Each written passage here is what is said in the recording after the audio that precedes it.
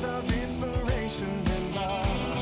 Oh, how we live and what we say, it's stepping up and it's our way to love, live and share it today. To love, live and share it today. Bonjour et bienvenue sur Couleur Papier, je suis ravie de vous retrouver aujourd'hui pour un nouveau projet créatif. Nous allons rentrer dans ce magnifique catalogue printemps-été, il est superbe et sans grande surprise je vais utiliser cette magnifique collection qui s'étale sur toute la couverture de notre catalogue, la collection Chants de coquelicots. Elle est vraiment superbe, elle est très vive, elle donne le peps et je trouve que c'est tout à fait adéquat en cette période un petit peu tristoune au niveau du temps.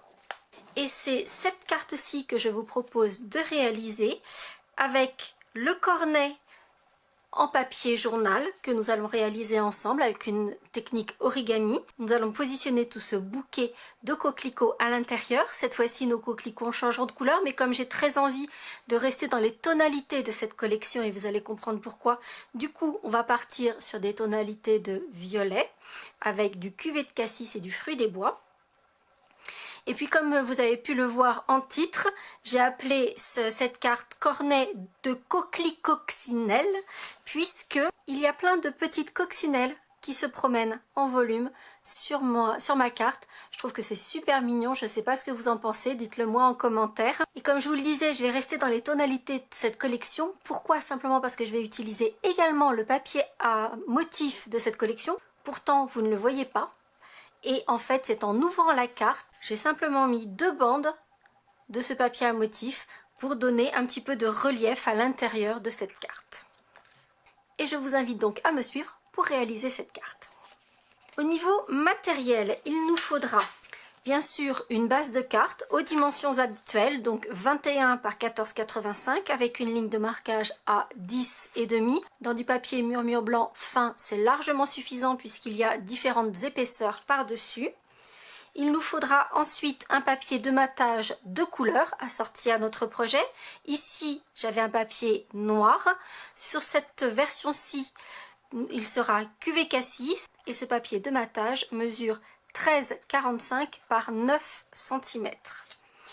Il nous faudra ensuite le panneau que l'on va embosser avec cet effet de vannerie que je trouve magnifique. Ce panneau mesure 13 par 8,5. Vous en avez l'habitude, toutes les mesures sont sur le blog. On clique sur le lien en barre d'infos ou sur la miniature à la fin de la vidéo et on retrouve tout. Il nous faudra par ailleurs des chutes de papier en coloris cuvet de cassis et en murmure blanc épais cette fois-ci pour découper nos feuilles et nos coquelicots. Il nous faudra également les 2 bandes que l'on va coller à l'intérieur. Donc comme vous voyez ici, j'ai choisi un papier dans des coloris plus violets. Ces bandes mesurent 2 cm de large sur 14,85 de haut. Et il nous faudra un rectangle dans du papier journal ou dans un vieux livre.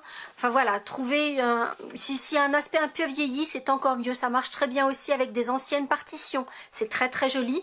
Pour ma part, c'est un vieux journal, les Aventuriers du ciel. Je ne connaissais pas. J'ai trouvé ça sur une brocante. Donc voilà, si vous avez des vieux journaux qui n'ont pas de valeur pour les collectionneurs, tant qu'à faire.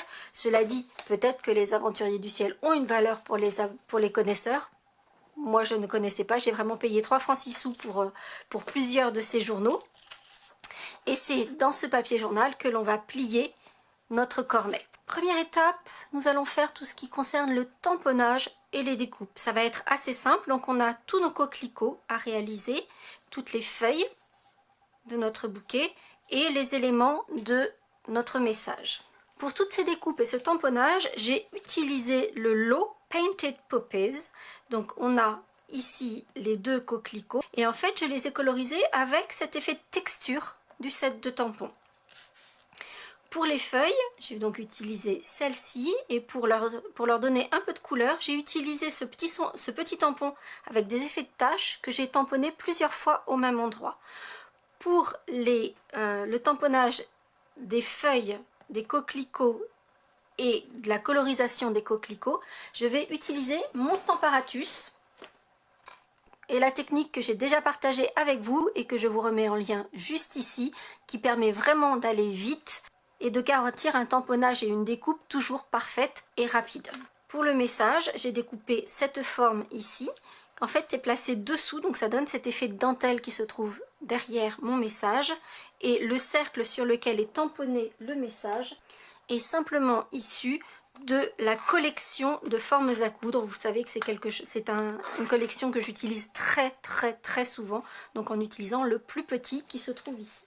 Je procède à toutes mes découpes, tout mon tamponnage et je reviens.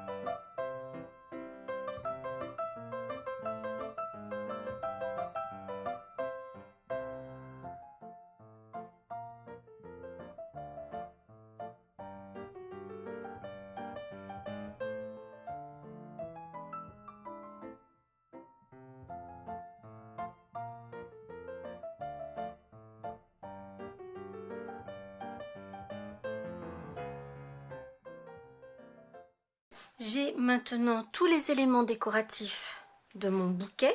Donc mes feuilles, j'en ai coupé 8. Les petites fleurs, j'en ai coupé 4. Les grandes fleurs, j'en ai fait 3. Et comme vous avez pu le remarquer, sur 2 de mes fleurs, une petite et une grande, je suis revenue à plusieurs reprises sur cet effet de texture pour ajouter la couleur, de façon à avoir 2 fleurs qui donnent un petit peu de contraste. Ici, ce sont ces deux-là, et qui soient un petit peu plus foncés que les autres, juste pour que ce ne soit pas complètement uniforme. Comme vous avez pu le voir également, pour mes petites feuilles, eh bien en fait j'ai utilisé ce tampon-ci qui donne juste un effet de tache. Et avec un seul ancrage et en tapant plusieurs fois le tampon sur la feuille, on va avoir ces effets de vert plus ou moins foncé et de taches pour donner cette texture à nos feuilles. Quant à mon message, alors vous voyez, comme je vous disais, on a cette découpe qui est extrêmement jolie et nous on va utiliser finalement que le pourtour puisque le message va venir par-dessus avec une autre découpe. Et vous avez pu le voir, j'ai choisi d'embosser mon message merci, simplement parce que l'embossage va donner cet effet de lumière et quelque chose d'extrêmement glossy, de brillant, que je trouve très joli. Mais bien sûr, vous avez entièrement la possibilité de tamponner ce message simplement avec une couleur coordonnée à votre carte. Moi j'ai choisi ce noir pour qu'il ressorte réellement et qu'il ait ce joli aspect brillant. Étape suivante, nous allons réaliser notre cornet en origami. Et vous allez le voir, ça n'est pas très compliqué. Alors je vous invite à avoir un papier qui soit identique des 2 côtés. Si vous avez un motif où il faut savoir de quel côté vous devez faire ci ou devez faire ça, ça va un peu compliquer les choses.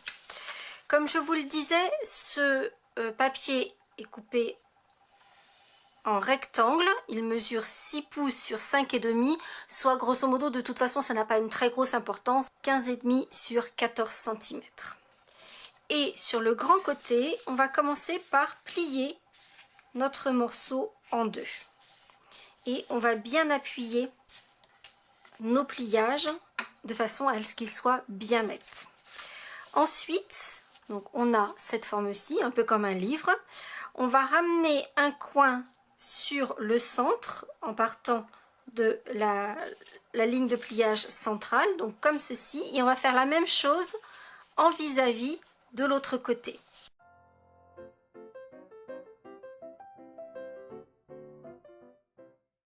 Une fois que l'on a ce pliage, on va replier vers l'extérieur.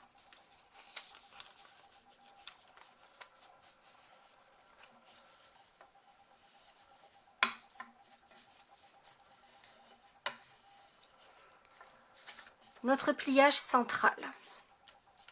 Donc voilà, on a quelque chose qui ressemble à ceci. Donc on a les deux angles et pliés. Donc les rabats des diagonales sont sur les extérieurs et notre papier est plié en deux.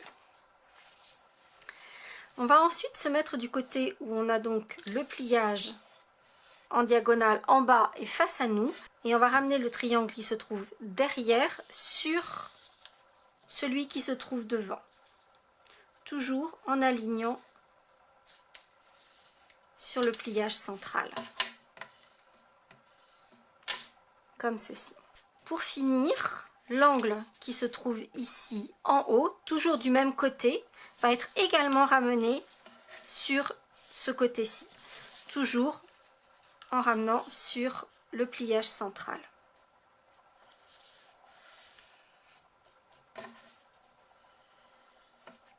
Comme ceci. Et maintenant, on n'a plus qu'à ouvrir, c'est-à-dire que ce dernier pliage que l'on a formé va former le bord de notre cornet. Alors, je vous invite à prendre soit un poinçon, soit quelque chose de fin pour bien appuyer le fond de notre cornet et le ramener à plat, et on va aligner la ligne centrale qui se trouve ici sur la ligne centrale qui se trouve au milieu devant, et on va appuyer le tout et on prendra soin de bien former une jolie pointe sur notre cornet.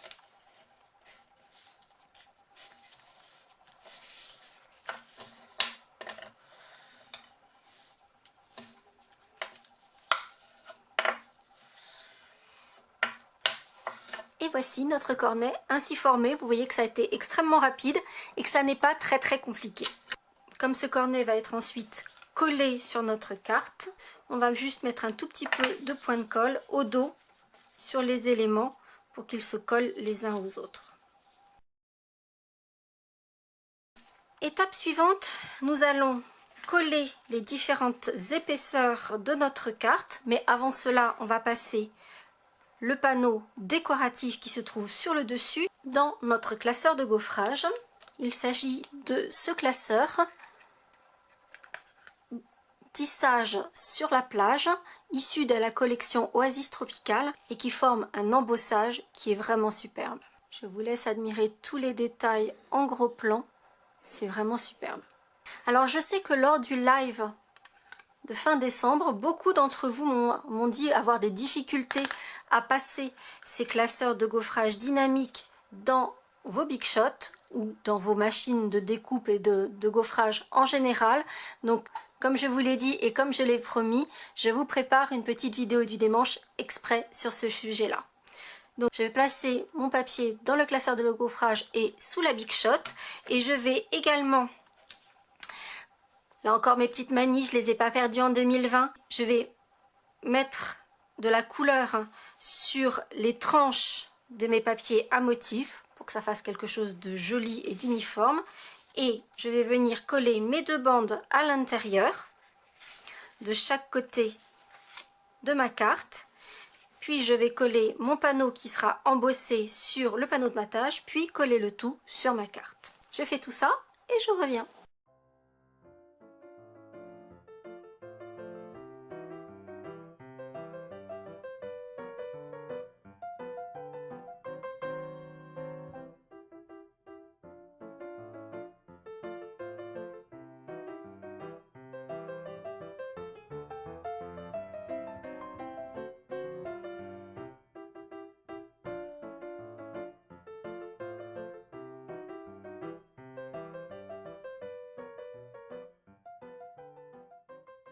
L'assemblage de ma carte est fait, il n'y a plus qu'à apporter les éléments décoratifs. Donc je vais coller mon cornet en le faisant dépasser en bas. Je vais ensuite venir placer mes coquelicots à l'intérieur du cornet. Alors certains vont être placés avec des dimensionals, d'autres simplement avec un point de colle. Mon conseil en tout état de cause, c'est de mettre juste un dimensional ou juste un point de colle au milieu. Comme ça vous permet de placer les autres coquelicots par rapport à cela, pouvoir les faire passer dessus dessous, alors que si vous mettez de la colle juste au bord, du coup il est difficile après de placer nos coquelicots les uns par rapport aux autres. Ce sera la même chose d'ailleurs pour les petites feuilles, on pourra facilement les placer à la fin, à l'intérieur, entre ces coquelicots. Pour le message, le rond blanc surpiqué va être placé avec un dimensional et ensuite placé avec de la colle multifonction directement sur le projet.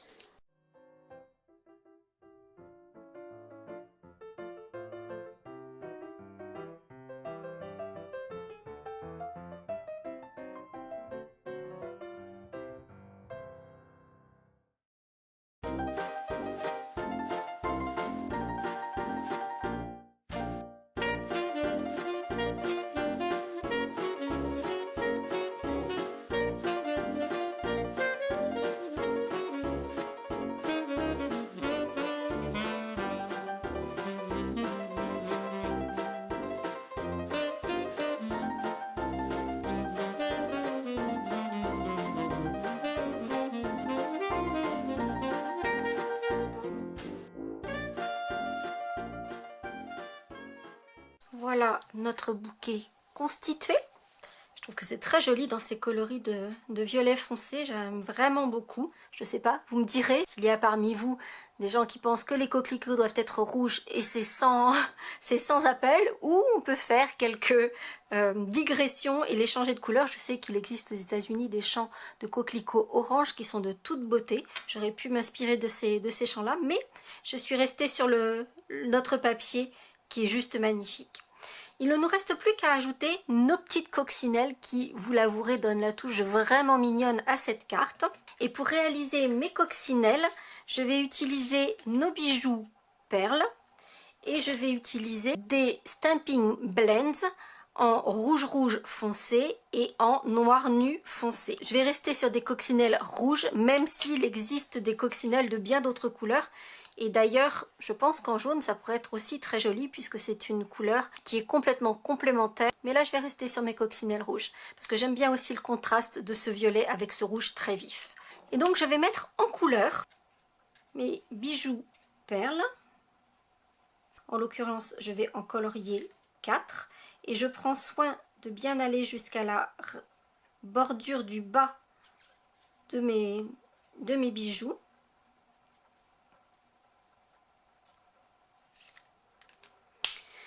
Avec les tout petits,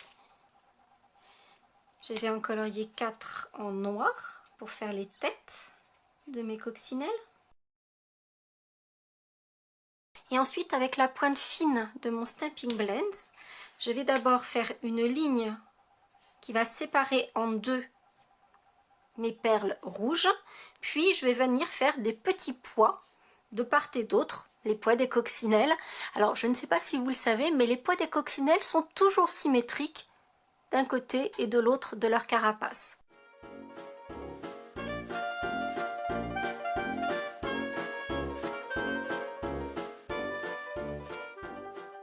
Et une fois les carapaces et les têtes de mes coccinelles mises en couleur, je vais pouvoir les placer sur mon projet. Pour terminer la petite touche nature, je viendrai également ajouter juste un nœud dans mon ruban de toile de jute.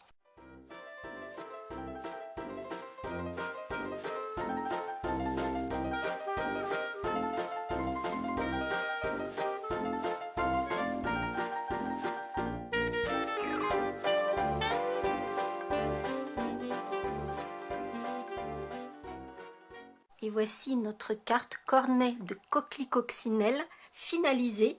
Là effectivement elles ressortent encore davantage nos coccinelles sur ce fond violet qu'elles ne le font en rouge sur rouge évidemment. Je pense que j'ai un petit faible pour celles en violet. Dites-moi si vous avez un penchant pour l'une ou pour l'autre. Je ne l'ai pas précisé, mais comme vous l'avez probablement vu, j'ai ancré les pourtours du panneau que j'ai embossé et je l'ai ancré en laissant mon éponge très à plat, pas du tout à la verticale, mais vraiment à l'horizontale pour faire un ancrage qui soit vraiment très profond. Et ici, sur ma version rouge, j'avais utilisé du brune dune et pour ma version cuvée cassis fruits des bois, j'ai utilisé du gris granit. Avec cette petite touche qui sort un petit peu de ce que j'ai l'habitude de vous proposer à l'intérieur pour la décoration des bordures. Ce qui ne veut pas dire que les points de piqûre vont disparaître de couleur papier, rassurez-vous. Chassez le naturel, il reviendra au galop, ne vous inquiétez pas. J'espère en tout cas que ce premier projet créatif de 2020 vous aura plu. Si c'est le cas, n'hésitez pas à mettre un petit pouce en l'air et on se retrouve très vite pour de nouvelles aventures créatives. À très bientôt. Just look around and you can see it's so much more than stamps and ink. It's more than just a card you see. It's part